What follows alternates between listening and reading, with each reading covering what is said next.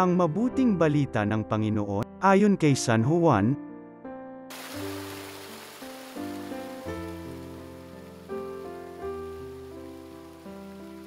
Noong panahong yun, habang nakahilig kasama ng kanyang mga alagad, nagugulumihanang sinabi ni Jesus, "Tandaan ninyo, ako'y ipagkakanulo ng isa sa inyo."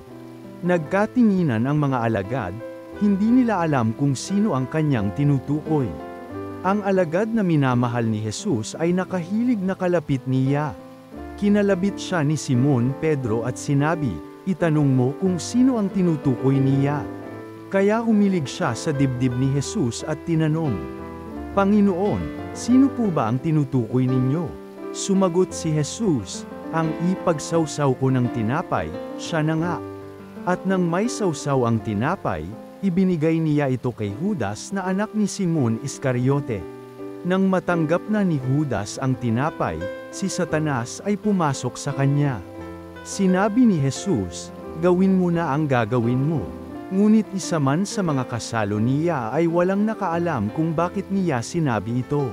Sapagkat si Judas ang nag-iingat ng kanilang salapi, inakala nilang pinabibili siya ni Jesus ng kakailanganin sa pista o kaya'y pinapaglilimos sa mga dukha.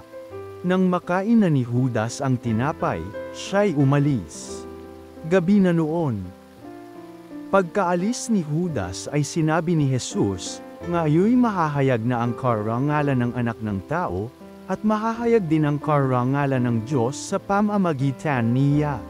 At kung mahayag na ang karangalan ng Diyos, ang Diyos naman ang maghahayag ng karangalan ng anak, at gagawin niya ito agad.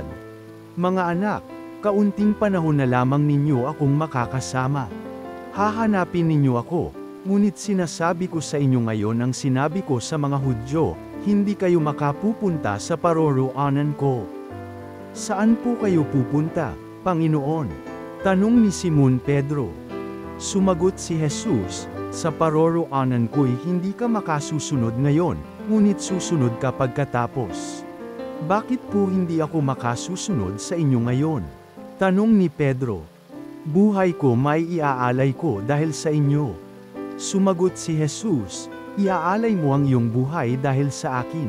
Tandaan mo, bago tumilaok ang manok, makaitlo mo akong itatatwa." Ang mabuting balita ng Panginoon.